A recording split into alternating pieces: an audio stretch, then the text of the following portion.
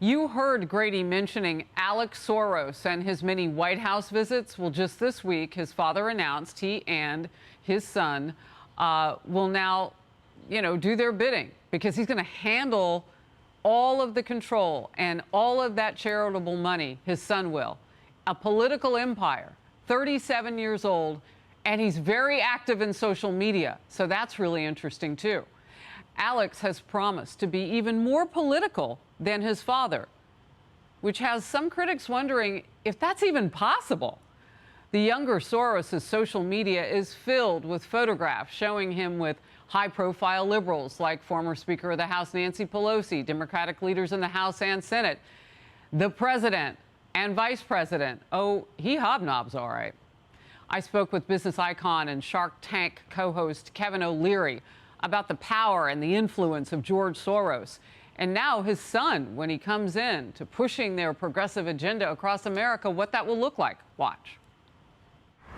Money and message are very important. And if you go back a decade ago, Soros, other Wall Street entities, billionaires were a major impact as donorship for red and blue, for liberal and conservative. Didn't matter. They really, really mattered. And each election cycle, they become less and less of a factor because what's occurring now is if you're successful on social media, any politician, any side of the aisle, you're able to draw $20, $30, $40, $50 at a time from millions of people on social media.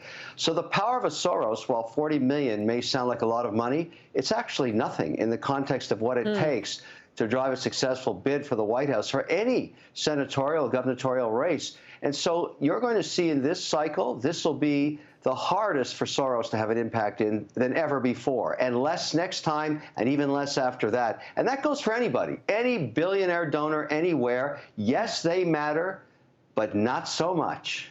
Well, that's critical timing of that, because he just handed the reins over to his 37-year-old son, who says he's going to be much more political than his father. And of course, we know he'll have the energy, and we know he'll have $25 billion that he will have inherited. Talk to me, if you will, about just kind of the power of money, separate from just what that can do and someone's vision. I mean, George Soros has a vision for the country, and he says that it will make the country better. Do you believe that? Unfortunately for Soros, and now unfortunate for his son, is that you can now point at a metric. You can actually measure that policy. And the place that most people point to is San Francisco. San Francisco, there's no other way to describe it, has become America's war zone. Hotels are pulling out, drugstores are closing down. It is very unsafe to walk there after 6 o'clock. Nobody wants to do a convention. All kinds of capital is leaving that city. Now, unfortunately, that is being pegged on Soros's policies. So his brand is now tainted by San Francisco and now other cities like Los Angeles, where I am right now.